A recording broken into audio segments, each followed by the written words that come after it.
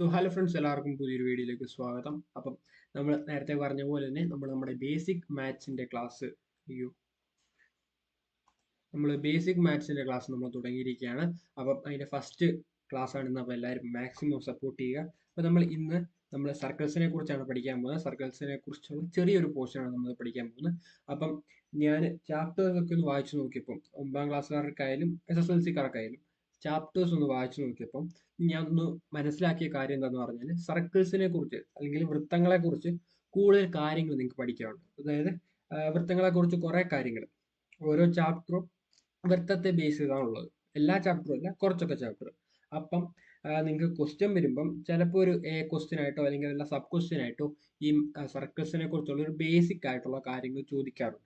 അതായത് ഇതിന്റെ ആരം കണ്ടുപിടിക്കാൻ, വ്യാസം ഡയമീറ്റർ കണ്ടുപിടിക്കാൻ, അല്ലെങ്കിൽ ചുറ്റളവ്, പരപ്പളവ് ഇതുപോലത്തെ കാര്യങ്ങളൊക്കെ കണ്ടുപിടിക്കാനുള്ള ചോദ്യങ്ങൾ ചോദിച്ച് കണ്ടിട്ടുണ്ട്. അപ്പം സർക്കിൾസിനെ കുറിച്ചാണ് നിങ്ങൾ ആദ്യം ബേസിക് പഠിച്ചു തുടങ്ങേണ്ടത്. ഇനി സർക്കിൾസിനെ കുറിച്ചല്ല, ചിലരൊക്കെ വേറെ പ്ലാറ്റ്ഫോമൊക്കെ എന്താ പറയുക, വേറെ രീതിയിലൊക്കെ ക്ലാസ്സസ് എടുക്കുന്നുണ്ട്. പക്ഷെ എൻ്റെ ഒപ്പീനിയൻ വെച്ചിട്ട് നിങ്ങൾ ആദ്യം സർക്കിൾസിനെ കുറിച്ച് പഠിക്കുക. അതിനുശേഷം നമ്മൾ ബാക്കി കാര്യങ്ങളിലേക്ക് പോകുക. നിങ്ങൾ എന്തായാലും എൻ്റെ കൂടെ ഈ ഒരു ബേസിക് മാത്സിന്റെ ക്ലാസ്സസ് കാണുകയാണെങ്കിൽ നിങ്ങൾക്ക് മാത്സിന് ഒരുവിധം മാത്സ് കുറച്ച് ഈസി ആയിട്ട് വരുന്നതായിരിക്കും. ഓക്കെ, അപ്പൊ നമ്മൾ ഇന്ന് ഈ ഒരു വീഡിയോയിൽ നമ്മൾ നോക്കാൻ പോകുന്നത് റേഡിയസും അതുപോലെ തന്നെ ഡയമീറ്ററിനെ കുറിച്ചാണ്. റേഡിയസ് അഥവാ മലയാളം മീഡിയത്തിൽ ആരം എന്ന് പറയും, പിന്നെ ഡയമീറ്റർ വ്യാസം എന്നും പറയും. അപ്പം ആരത്തെയും വ്യാസത്തെയും കുറിച്ചാണ് നമ്മൾ ഇന്ന് പഠിക്കാൻ പോകുന്നത്. അത് തമ്മിലുള്ള ഡിഫറൻസ് എന്താണ്, പിന്നെ അതിന്റെ ചെറിയൊരു ഇക്വേഷൻ ഒക്കെ ഉണ്ട്. ആ ഇക്വേഷൻ വളരെ സിമ്പിൾ ആയിട്ടുള്ള ഒരു ഇക്വേഷൻ ആണ്. ആ ഒരു ഇക്വേഷൻ ഒക്കെ നമുക്ക് പഠിക്കാം. ഒക്കെയാണ് നമ്മൾ ഈ ഒരു വീഡിയോയിലൂടെ പറയാൻ പോകുന്നത്. ഫസ്റ്റ് നമുക്ക് നോക്കാം എന്താണ് റേഡിയസ്. അപ്പം റേഡിയസ്, അതിനെ സൂചിപ്പിക്കുന്ന ലെറ്റർ നോക്കുക. റേഡിയസ് സൂചിപ്പിക്കുന്നത് ആർ എന്ന് പറയുന്നത് സ്മോൾ ലെറ്റർ ആർ ആണ്. നമ്മൾ റേഡിയസ് ആരത്തെ സൂചിപ്പിക്കുന്നത്. ആരത്തെ സൂചിപ്പിക്കുന്ന ലെറ്റർ ആണ് നമ്മുടെ small letter R. Okay okay അപ്പം എന്താണ് ആരം എന്ന് നോക്കാം. ഫസ്റ്റ് നമ്മുടെ വൃത്തം, ആ ഒരു വൃത്തം എടുക്കുന്നു, നമ്മുടെ സർക്കിൾ എടുക്കുന്നു. പിന്നെ സർക്കിളിന് നമ്മൾ ഒരു സെന്റർ കൊടുക്കുന്നു. സർക്കിളിന്റെ സെന്ററിനെയാണ് നമ്മൾ O എന്ന് പറയുന്നത്.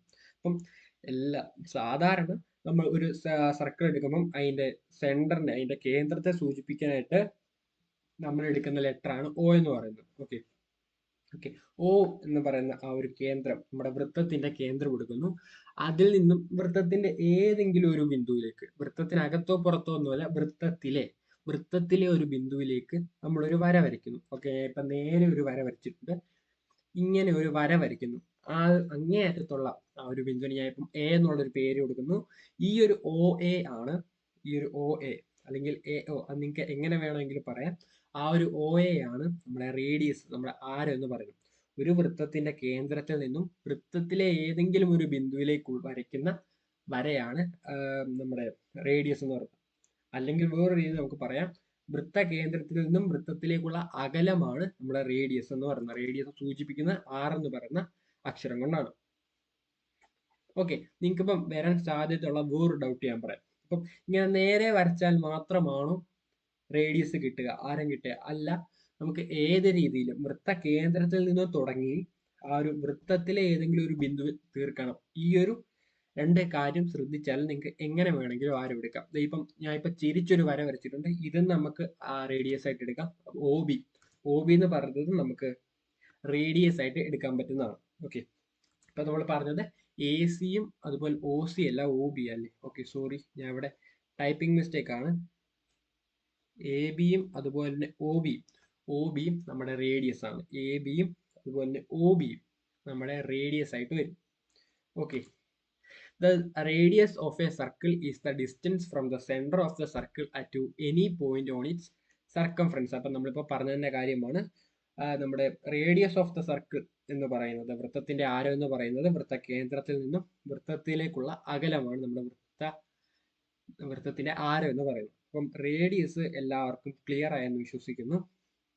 റേഡിയസ് മനസ്സിലാക്കി കഴിഞ്ഞാൽ ഡയമീറ്റർ പഠിക്കാൻ വളരെ സിമ്പിൾ ആണ്. അപ്പോൾ ഡയമീറ്റർ പഠിക്കാൻ നമ്മൾ ഫസ്റ്റ് വൃത്തം വരയ്ക്കുന്നു, വൃത്തത്തിന് സെന്റർ കൊടുക്കുന്നു, സെന്ററിന് O കൊടുക്കുന്നു. അപ്പം O ആണ് നമ്മുടെ വൃത്തകേന്ദ്രം. വൃത്തകേന്ദ്രത്തിൽ നിന്ന് നമ്മൾ നേരത്തെ വൃത്തകേന്ദ്രം തൊട്ട് വൃത്തത്തിലേക്കുള്ള ഒരു ബിന്ദു വരുന്നു. ഇവിടെ അങ്ങനല്ല, ആ ഒരു വൃത്ത കേന്ദ്രത്തിൽ കൂടെ തന്നെ പോകുന്ന, ആ ഒരു വൃത്ത കേന്ദ്രം O എന്ന് പറഞ്ഞ സെന്റർ ഓഫ് ദ സർക്കിളിൽ കൂടെ തന്നെ പോകുന്ന ഓക്കെ. O എന്ന് പറയുന്ന സെന്റർ ഓഫ് ദ സർക്കിളിൽ കൂടെ തന്നെ പോകുന്ന ഒരു വര വരയ്ക്കുന്നു. ആ ഒരു വര നേരെ ആവണം, ചെരിഞ്ഞൊന്നും പോകാൻ പാടില്ല. അങ്ങനെ വരയ്ക്കുന്ന ഒരു വരയാണ് നമ്മൾ വ്യാസം എന്ന് പറയുന്നത്. നേരെ പോവുക. അത് നമുക്ക് മറ്റേ നമ്മുടെ ഇൻസ്ട്രുമെന്റ് ബോക്സിലുള്ള പ്രൊട്രാക്ടർ വെച്ച് നോക്കുമ്പോൾ ആ ഒരു വ്യാസത്തിന്റെ കോണളവ് 180 ഡിഗ്രി കിട്ടണം. അപ്പൊ ആ ഒരു രീതിയിൽ വേണം നമ്മൾ വര വരയ്ക്കാൻ. അങ്ങനെ നോക്കേണ്ട കാര്യമൊന്നുമില്ല. ജസ്റ്റ് നിങ്ങളെ സ്കെയിൽ എടുത്തിട്ട് നേരെ വരച്ചാൽ മതി. അതാണ് നമ്മൾ ഡയമീറ്റർ എന്ന് പറയുന്നത്. ഓക്കെ, ഡയമീറ്റർ നമ്മളിപ്പം ഇവിടെ നമ്മൾ എ ബി എന്ന് പറഞ്ഞ ഒരു പേരൊക്കെ കൊടുക്കുന്നു. നമ്മൾ ഡയമീറ്ററിനെ സൂചിപ്പിക്കുന്ന ഡി ആണ്. നേരത്തെ റേഡിയസ് സ്മോൾ ലെറ്റർ ആർ ആണ്. ഇവിടെ ഡയമീറ്റർ സ്മോൾ ലെറ്റർ ഡി ആണ്. ഓക്കെ ഓക്കെ ഓക്കെ അത് സെറ്റാന്ന് വെച്ചിരിക്കുന്നത്. ഡയമീറ്റർ കണ്ടുപിടിച്ചു. ഇത്രയുള്ള ഡയമീറ്ററിന്റെ കാര്യം എന്ന് പറഞ്ഞാൽ ആ ഒരു വൃത്തകേന്ദ്രത്തിൽ കൂടെ പോകുന്ന 180 ഡിഗ്രി ഉള്ള വൃത്തകേന്ദ്രത്തിൽ കൂടെ പോകുന്ന വരയാണ് ഡയമീറ്റർ. അവിടെ ശ്രദ്ധിക്കേണ്ടത് വര ചെരിഞ്ഞ് വരയ്ക്കാം. ഐ മീൻ 180 ഡിഗ്രി തന്നെ വേണം. പിന്നെ വൃത്തകേന്ദ്രത്തിൽ കൂടെ പോകണം. ഇതാണ് ഇവിടെ ശ്രദ്ധിക്കേണ്ട രണ്ട് കാര്യം.